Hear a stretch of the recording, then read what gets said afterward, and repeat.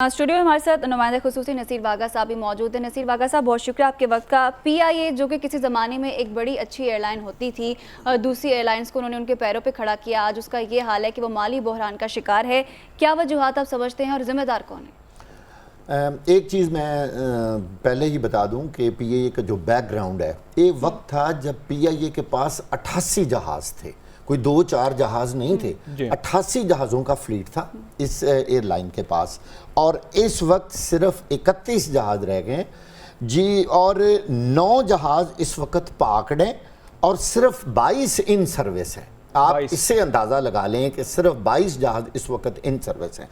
मैं नाजरीन की दिलचस्पी के लिए एक बड़ी अहम बात बताऊं कि जो पीआईए को हमेशा से एक एज रहा है, एज ये होता है कि जो डायरेक्ट फ्लाइट्स होती हैं ना, वो बहुत बड़ा बेनिफिट होता है किसी भी एयरलाइन का। आपने यहाँ से कनाडा जाना है तो आपको डायरेक्ट लाहौर से टोरंटो फ्लाइट मिल जाएगी और आप कहीं स्टॉप ओवर नहीं करेंगे।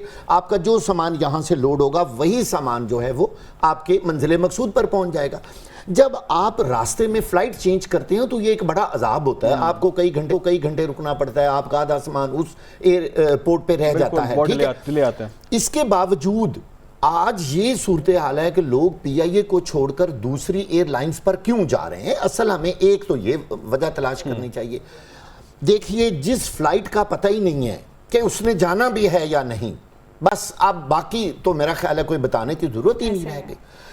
बाय एयर जिस बंदे ने सफर करना है उसको 100% गारंटी चाहिए कि इस जहाज ने वेल इन टाइम जाना है। जब ये पता चले कि इस जहाज का पेट्रोल आएगा तो ये जहाज चलेगा। इस तरह तो बसेस में भी नहीं होता ये जो चलती हैं।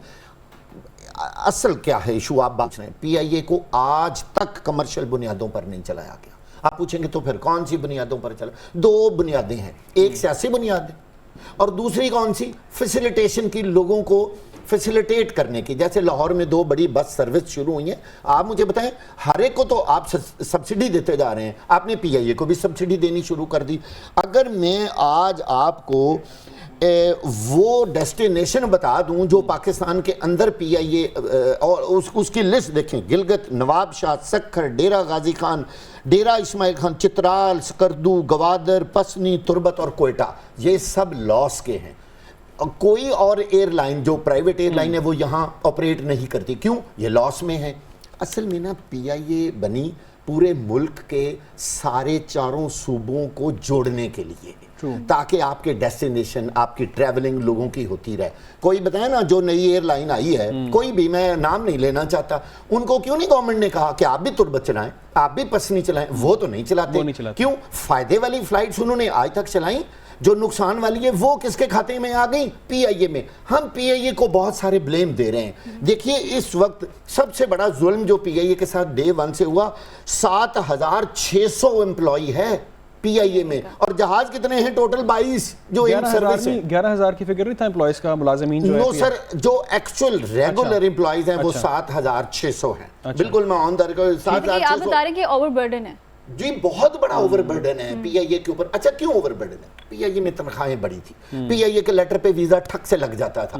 हर एमएनए, हर एमपीए, हर बड़े बंदे ने, हर मिनिस्टर ने, हर वजीर आजम ने पहले अपना बेटा अपॉइंट कराया, बेटा नहीं है तो भांजा, भतीजा, मामू, चाचे, दूर दराज, पूरा खानदान पीआईए के अंदर, जिनकी जरूरत ही नहीं थी, नॉन टेक्निकल लोग। आप देखें कितने इंजीनियर हैं जो एमएनए एमपीए के रिश्तेदार हैं, कोई भी नहीं मिलेगा। तो ये उस टाइम क्यों नहीं निशानदेही की गई? उस टाइम क्यों नहीं किसी ने आवाज उठाई? ये हमेशा होता रहा है, लेकिन चूंकि दोस्त धांधली होती है ना हुकूमत की, वो कहते हैं जी कौन है, बस हमने ये प्लीज दोबारा जरा प्लीज पॉइंट एक्सप्लेन करें। जो आपने सियासत का पॉइंट बताया ना कि सियासत की नजर हुई है, इस पे बहुत सारे लोगों को जरा क्लैरिटी हो कि सियासत किस तरह इसने इतने बड़े इदारे का, जिसकी मिसालें हम देते हैं और कहते हैं मुनाफा बख्श इदारा था, कैसे बर्बाद किया? सियासत ने इसका बेड़ा गर्क किया है।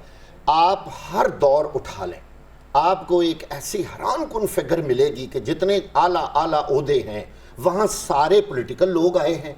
नून लीग हो, पीटीआई हो, पीपल्स पार्टी ने तो हर तूफान ही मचाया हुआ था। मैं आपको सच बता रहा हूं, क्योंकि पीआईए का हेड ऑफिस था कराची में। इसकी बर्बादी वहां से शुरू हुई कि पीआईए में सबसे ज्यादा जो भर्तियां हुई, वो मैं बिल्कुल कहने में हक बजाना दूंगा, ऑन द रिकॉर्ड है कि वो पीपल्स पार्टी ने की। दूसरे नंबर पे आके हमारे नून लीग वालों ने की, और पीआईए का बेड़ा गर्क हो गया। जहाज कहां 88 और कहाँ 22। जरा नंबर ऑफ एरोप्लेन देखें, ये जो 777 जहाज है ना, और कंडीशन उनकी सबके सामने है। सबके 17.5 साल हर जहाज की इस वक्त एज है, जो PIA में इस वक्त चल रहा है। हर जहाज की कब पता नहीं कब रुक जाए, पता नहीं। अच्छा, एक टेक्निकली लोग एक ना, हम एविएशन की दुनिया में लफ्ज बोलते हैं कि जहाज कभी बूढ़ा नहीं होता। वो क्यों कहते हैं?